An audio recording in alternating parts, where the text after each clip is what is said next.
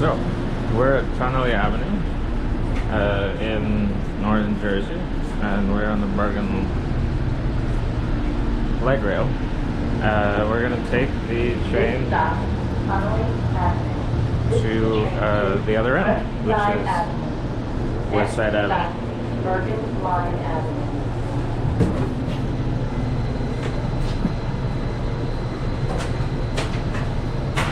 Now we might be waiting here for a bit because the train just got into the station.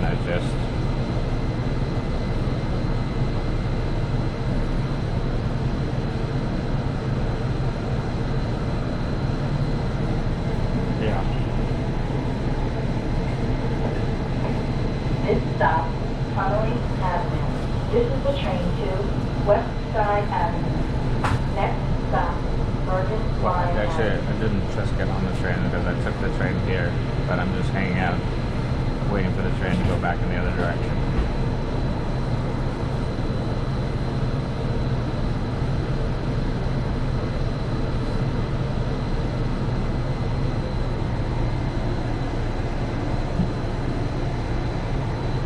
It's like a Saturday early afternoon, December 24th, so This stop, Tonnelle Avenue. maybe probably not too many people West Side Avenue. gonna be riding this train. Next Definitely stop, not as many as Bergen on a Light weekday. Avenue. But let's look at the map while we wait. Check out where we're going. All the stops that are gonna be on the way. So we're at Tonnelle, and we're gonna go on the yellow line, basically. So This stop, Tonnelle Avenue. This is the train to West Side Avenue. I don't even know what the Next terminal stop, is as far as Bergen Light Avenue. but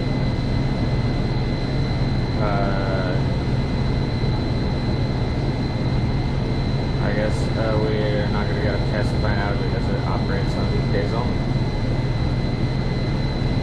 So we'll find that another time.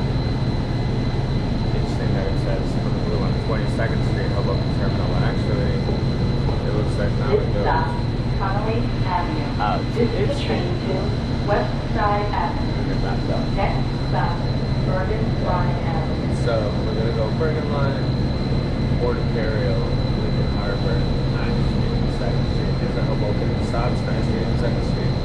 It's kind of like central West Hoboken and southwest Hoboken. And then we're gonna go into Jersey City through Newport, which is like,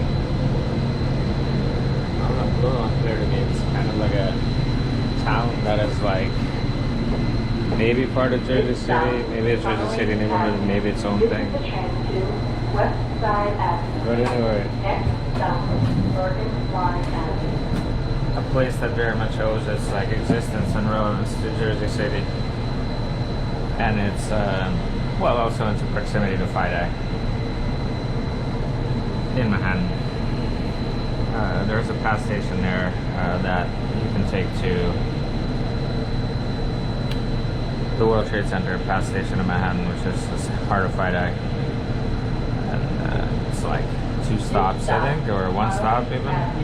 This is the train to West Side Avenue. Maybe 5-minute Next ride. stop, Bergen Light Avenue. I mean, it's an amazing place to actually live if you work in FIDE.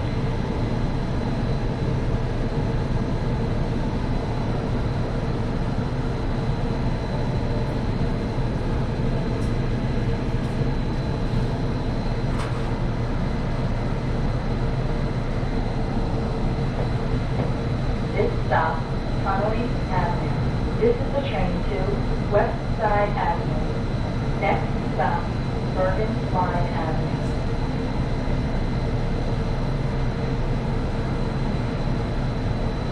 The last time I was in one of these terminals at 8th Street, a couple of weeks ago, I think, maybe a month. It was like 15-20 minutes before the train left, so I'm expecting it to be about the same this time around.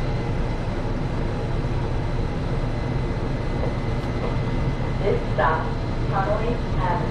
This is the train to West Side Avenue. Well, just leave the camera running so you can be bored with me while we wait. You get the full experience of waiting for the train, you know?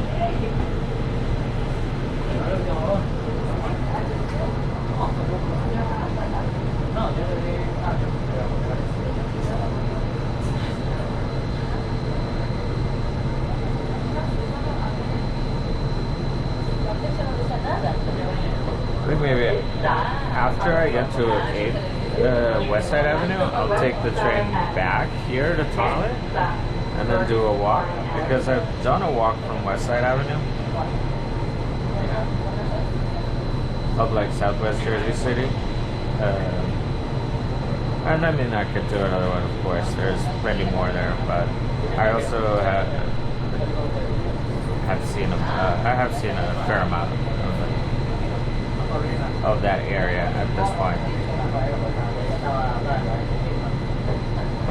There's a nice park called Lincoln Park that has a good track. It has a baseball field. Across a road from it, there is a golf course near the river, not the Hudson River, but the river that separates West Jersey City from Newark. I don't know what that river is called actually. And then there's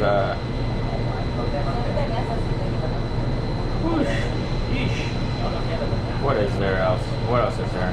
What is there else?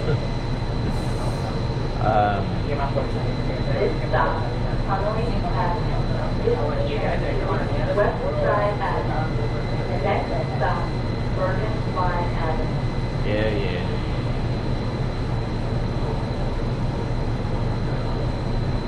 Bergen Line.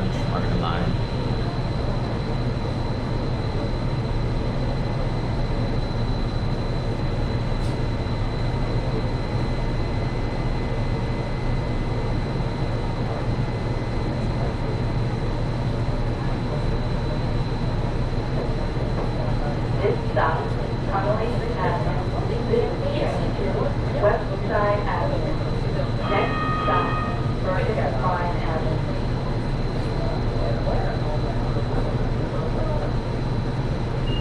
Please stand clear of the closing doors.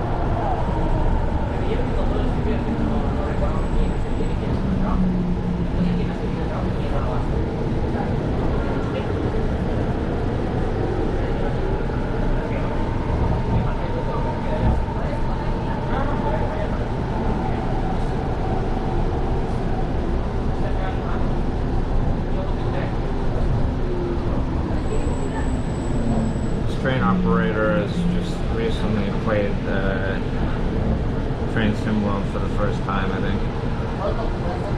They remind me of my own driving. Or I don't know if you call it driving, if you're operating a train. Operating, maybe?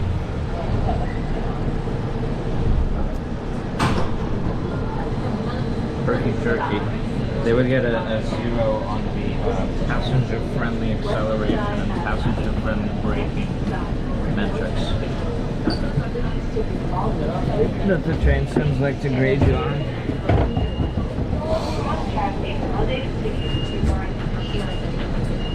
Alright, we're just chilling at Bergen Line, and then there will be a long stretch where we're underground, but we'll come out and also I think all the rest of the way will be above ground, which will be nice.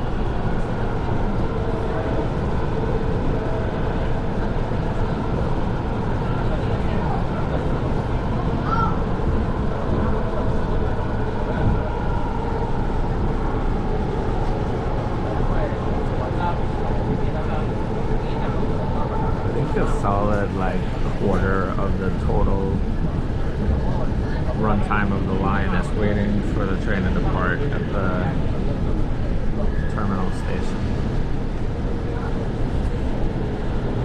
Check out those stairs.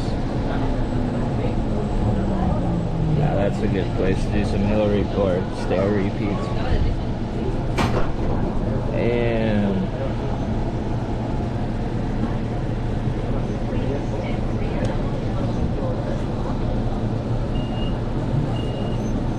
fellow lovers of suffering know what I'm talking about.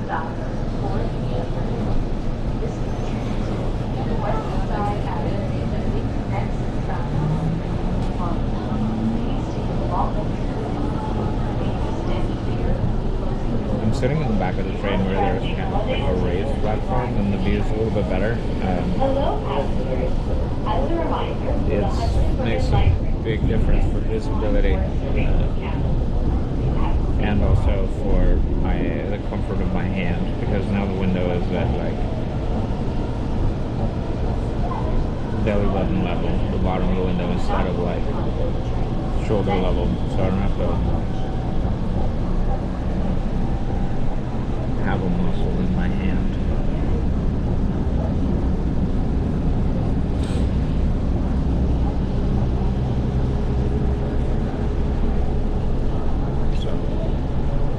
On the other side, you know, if I pointed the camera in the other direction, you would see beautiful, absolutely stunning views of Manhattan across the Hudson and so forth, but instead you're just biting on trees.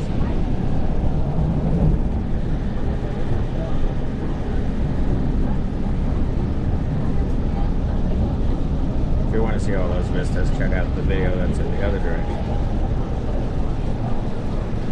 But actually, I like these cliffs even better. Personally.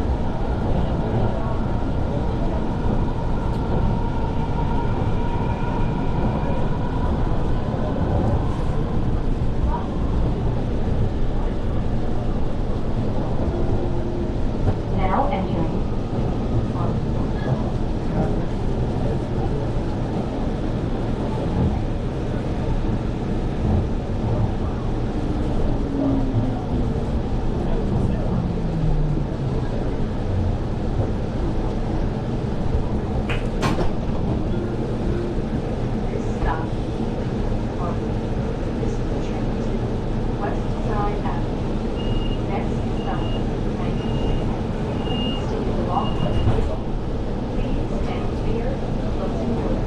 I realized playing the train sounds a little bit that if you I don't know, I guess I just took it for granted, or I never thought about how those announcements happen. But and now maybe these days it's automatic, I'm not sure, but it definitely used to be the case, at least pretty recently, on trains like the Path, that they're manually activated by the train operator. So part of the skill of driving operating the train is doing all the announcements at the right time.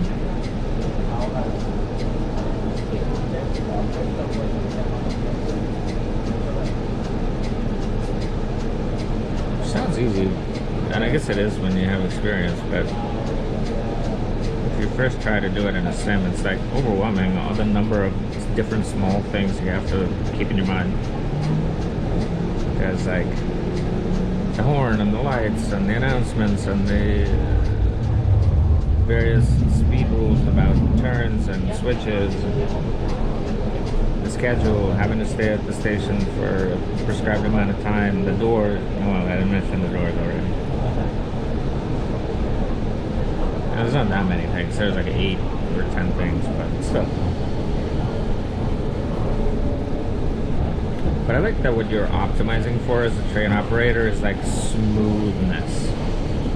That's a cool thing to optimize for. It's like the pleasurable experience for the passengers.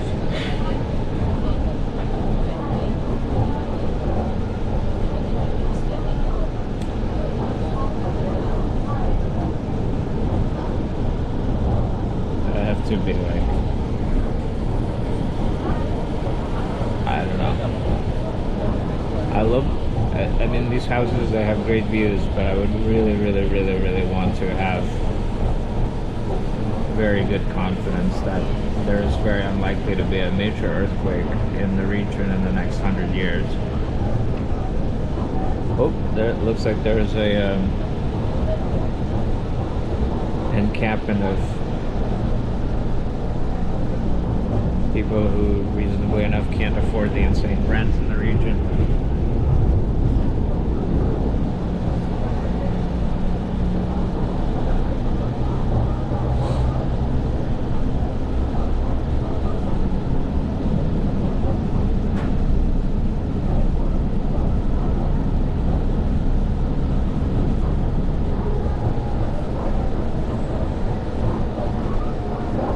Okay, I do want to point out this building is very iconic. This is actually kind of not the best angle on it, although an unusual one. It's called the Doric, and it really looms over Hoboken, and has maybe the best views of any building in the area. It's actually surprisingly not extravagantly expensive to rent an apartment there or even buy an apartment there, maybe because it's a little older building. I don't know why. Maybe it has some issues, you know, that are not advertised, but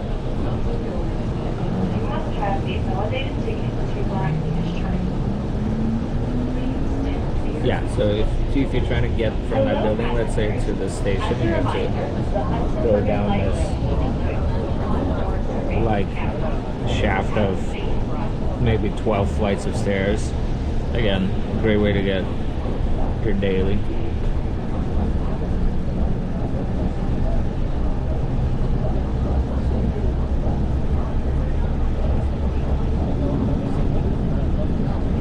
But yeah, I don't know, like it isn't like mega convenient if you are trying to use public transportation. It's true.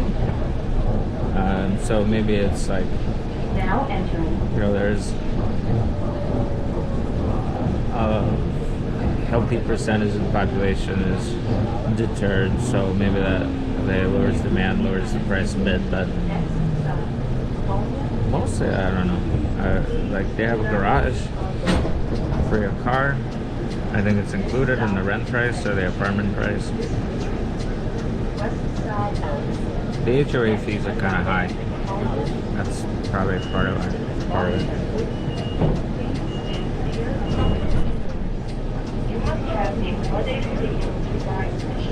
Anyway, 2nd Street is southwest Hoboken. As a reminder, the Hudson-Bergen Light Rail. This is the stop that I go to when I'm trying to take this train somewhere. These are like quote-unquote luxury newer you know, like industrial conversion apartments for yuppies. Probably overpriced crap.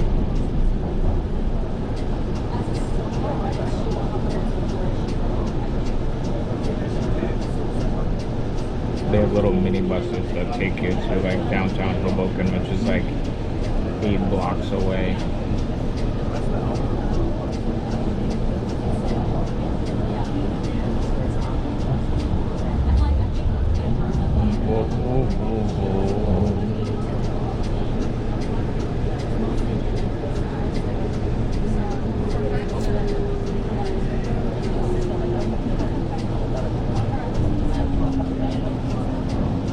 Pretty ugly buildings, but hey.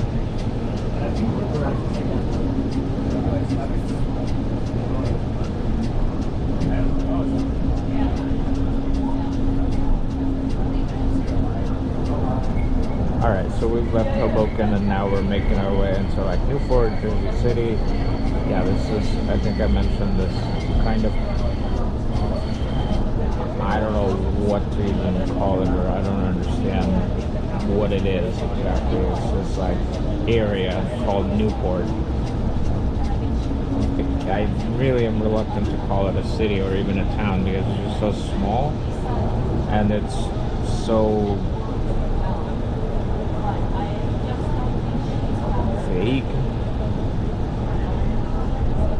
But technically, like if you're running south along the waterfront from Hoboken, you go through the train station, the Lackawanna train station, and then you keep going south towards the head. Then at one point you see a line on the boardwalk that says, you know, you're leaving Hoboken and you're entering not Jersey City, but you're entering Newport. So it has some, I don't know, boardwalk legitimacy, we'll call it. This is the Best Buy that I sometimes walk to when I feel restless.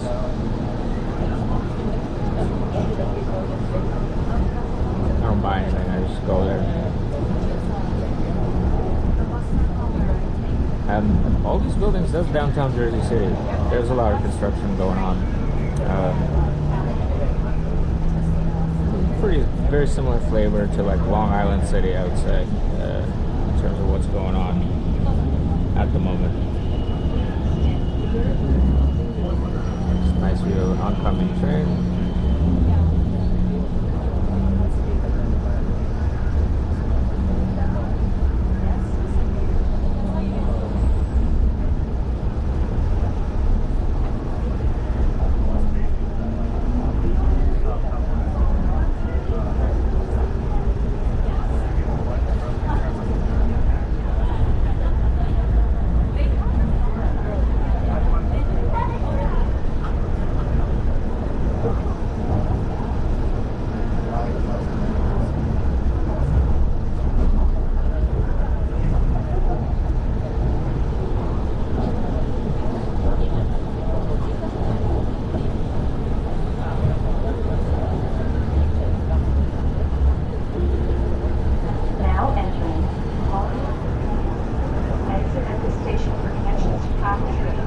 So here we're going past a real curiosity, which is like a fully functional suburban style mall that is kind of alive and well. Shocking, I know, but yeah, there's it's just a mall, like with all the things that you expect: the Panda Express in the food court, the GameStop, you know, the Sephora, the Cheesecake Factory, the movie theater, the three, you know, the escalators and the 3 floors, and it's the little like cheap jewelry carts, mobile phone carts. You know, exactly the kind of mall that has been going out of business and being abandoned all over America. And I think it's just location. I mean, it's so easy to get to this place that even if it's not the best option for many people, it's such an easy and convenient option for so many people.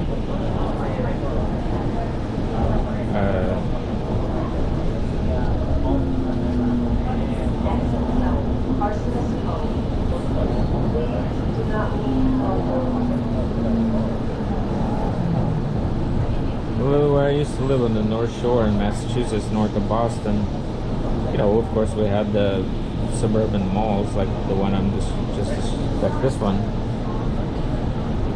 But already when I was, you know, in the mid 2000s, before I went to New York in 2008, 2009, I think. Already they weren't doing very well, and you could see that they were on a decline and moribund.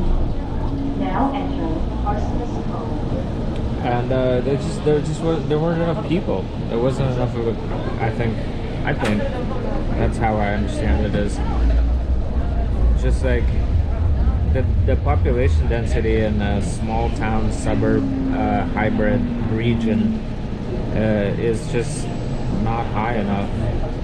When it's high enough when the mall was the only option, but once there is online shopping, it's no longer high enough.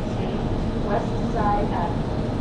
Next stop, Harborside Financial. You know, yes, some percentage of people prefer to do their shopping live, or they want to, you know, but that's like, even if that's 50%, that's still a big drop off, and I don't think it is 50%. And then for the people who use the mall as a social space, you know, the fewer people are coming because they're now going online shopping, the less appealing it is as a social space. So there's like a vicious cycle there too.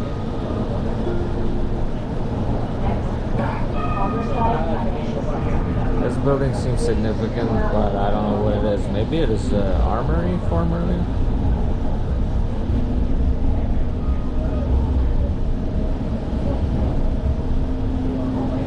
It seems armory-ish, right? Looks like a fort, a few windows. That'd be my guess.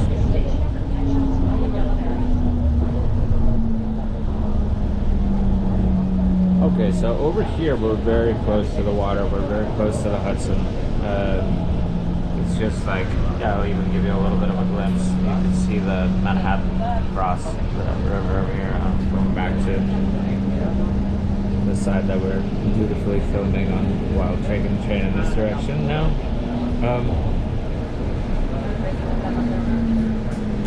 But there is a pass station right near this stop. Actually, there are a couple of pass stations that are close to a few of the stops that we have, a couple of the last stops and a couple more stops. And you take those pass stations and you're in downtown Manhattan in like 5-10 minutes.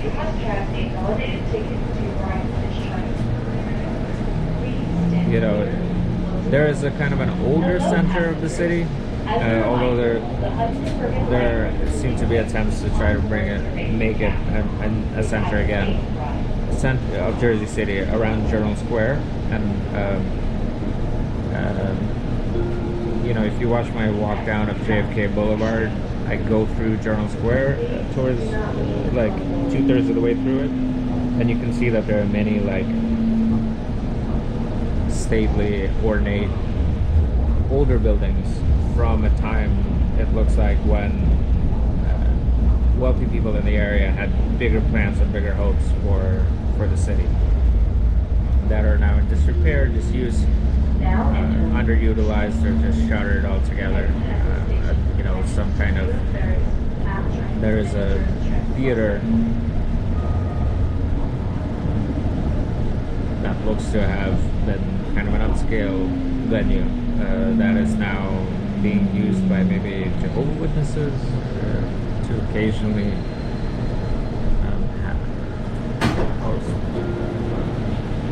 I don't know what exactly, but anyway,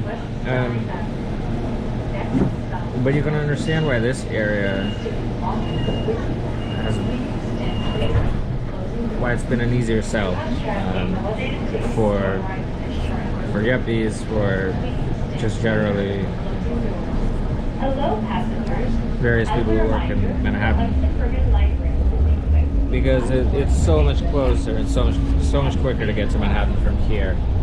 if you live in one of these buildings, you know, than in Journal Square. Journal Square is on that same path line, but it's like 2 or 3 extra stops, and you know, it's for a couple, like a mile and a half, 2 miles inland in that direction that we're looking at right now.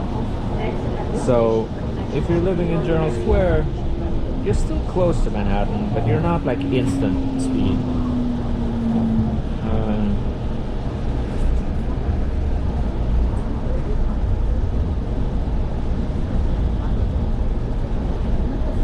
Alright, here's a peek at the train as it rounds the bend. I guess I'll look up and post some details about what the train is for those of you who are curious about trains in general and want to know more about the technical side of it. I don't really know anything about it, but I'll do a quick check. This stop, Essex Street. This is the train to West Side Ave. Next stop, Marion Boulevard. Please take off. Please stand clear. Closing doors. We have traffic. It's a little late to announce. Please stand clear of the closing door.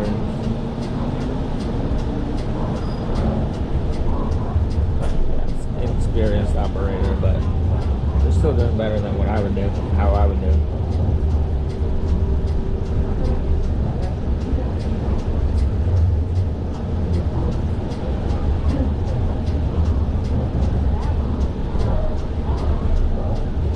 You hear that sound? What is that sound? Clickety clack is at the rack with the jackets.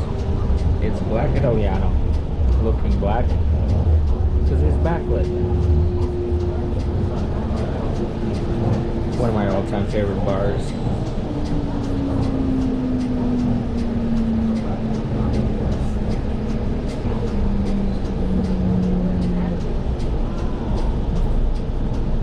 If you know, you know. And if you don't know, it's MC Paul Barman.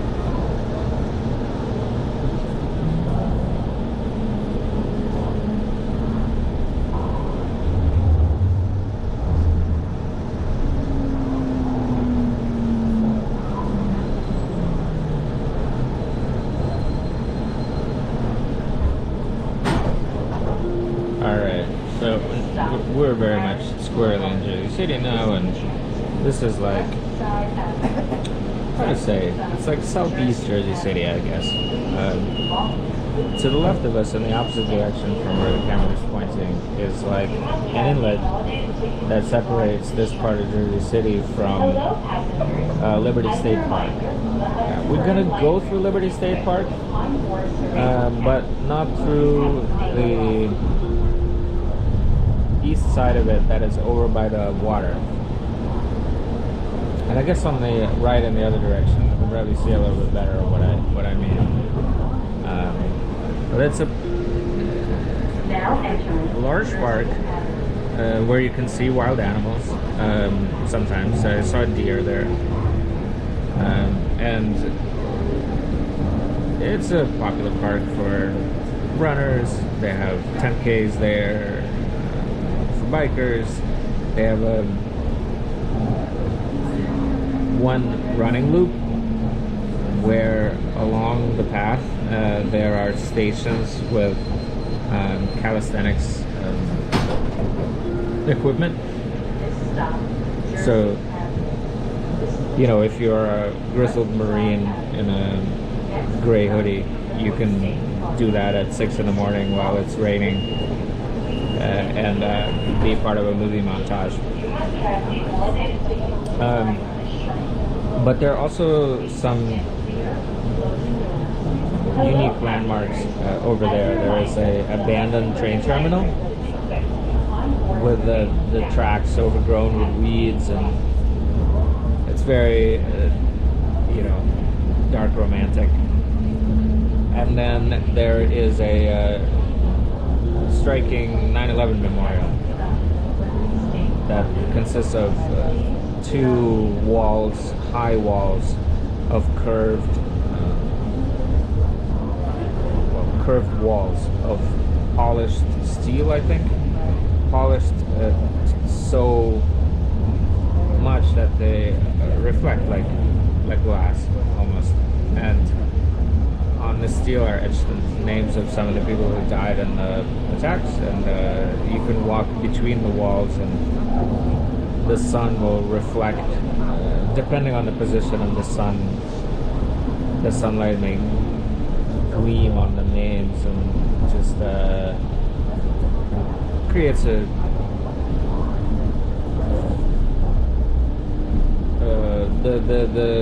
design of the curves and the small distance between the walls creates a kind of a hushed, sacred feeling space. It's really nice memorial. And here is a graffiti of a man in a top hat.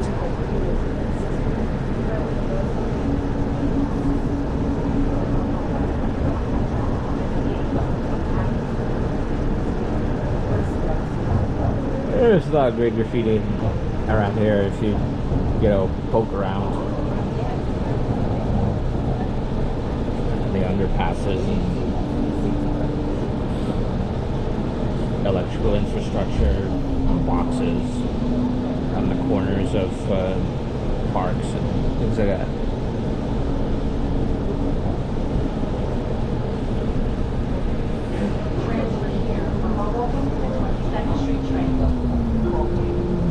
Now entering Liberty State Park.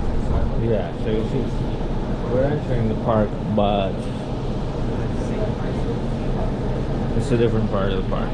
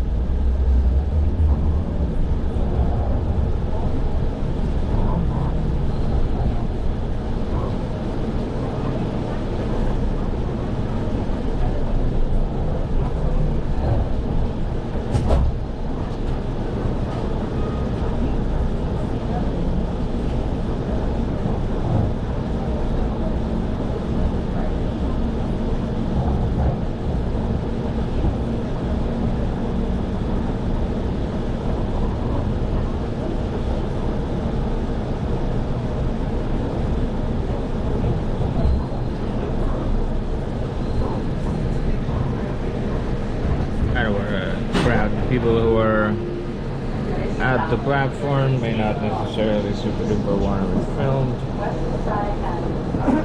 Next stop, Garfield Avenue. So that's why I sometimes tilt the camera up when we get to a station. It's not because I'm spacing out, although I do that a lot as well. Hello, passengers. As a reminder, the Hudson-Bergen Light Rail is equipped with on-board surveillance cameras. You have a safe ride.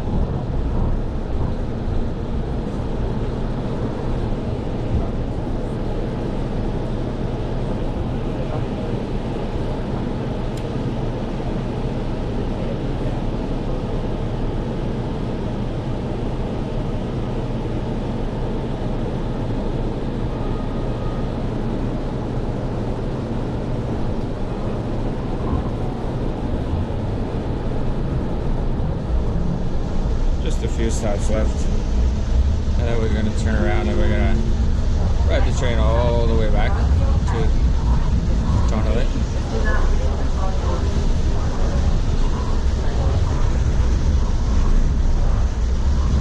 There's still enough light for us to do that, I think.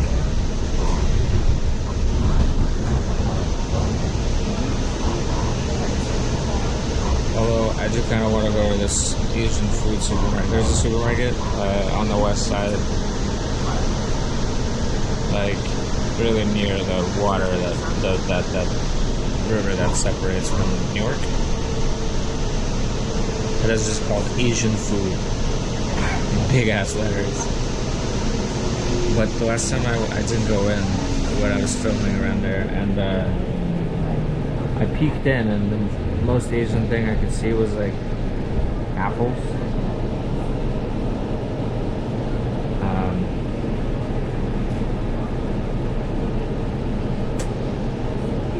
So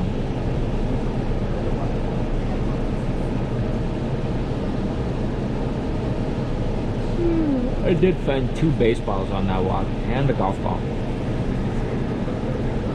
So it was, the theme of the walk was free balls.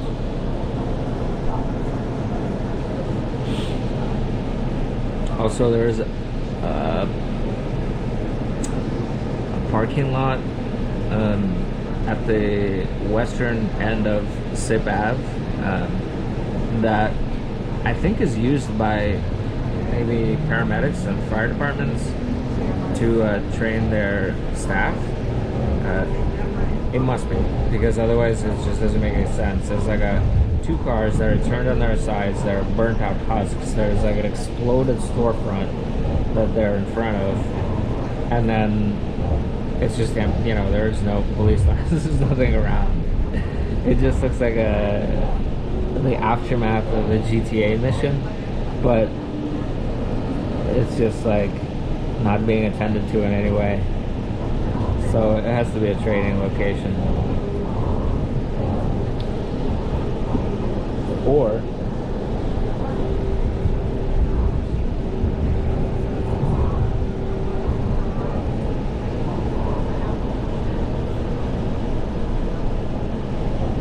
okay, you see those 2 towers, the white towers in the distance? That's Journal Square right there. Those are some new or 3 towers actually. That's like a new yuppie enclave that they're building right at the entrance to the pass station. Basically, that around it. And yeah, I guess the idea is that, okay, like you hop on the path and then you go to Manhattan. But still, like I mentioned, you're much further away, like notably further away than if you live in the areas that we passed through earlier, like where the mall is. Because over there, it's only like 1 stop on the path to get to World Trade Center in Manhattan. But if you're starting at Journal Square, it's like, you know, an extra 15 minutes maybe on the path. Not a huge deal, but it's not a huge deal in terms of time, but it's just, it's a different feeling, I think. Hello, passengers. As a reminder, and also, if you are going back and forth every day, yeah, it ends up being like an extra 2.5, 3 hours a week. It's not nothing. That's like enough to, I don't know, it's like half of what you need in terms of time to train for a marathon. You know, it's like a significant amount of time. now entering.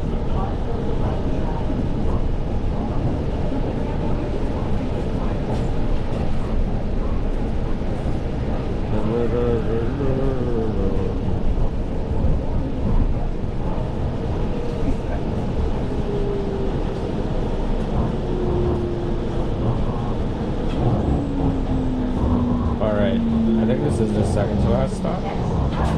West Side Ave. Yeah. Please do not leave all doors. Martin Luther King Drive is a big avenue that runs, I believe, kind of north-south-ish through Jersey City. Maybe also goes down into Bayonne. Bayonne is a city south of Jersey City that is like in between Jersey City on the north and Staten Island to the south. So you have to cross a bridge to get to Staten Island. And then you're crossing state lines as well, of course. You can say you're crossing Staten lines.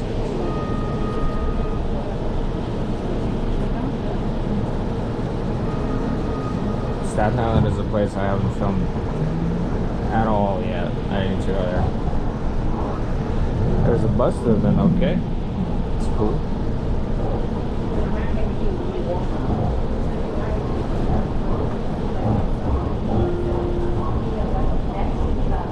West Side Ave. Please do not leave on your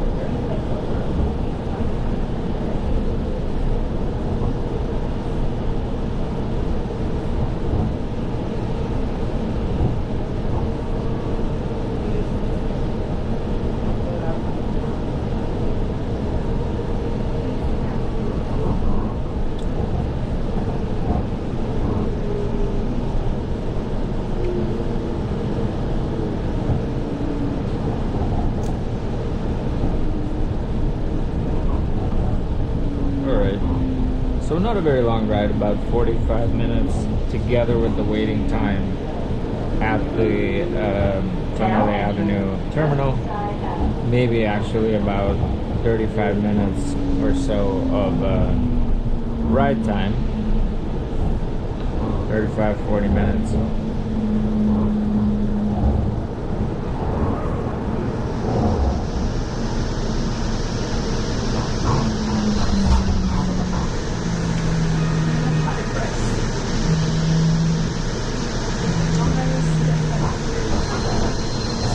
Alright, B. I need some peace and quiet. I remember this here.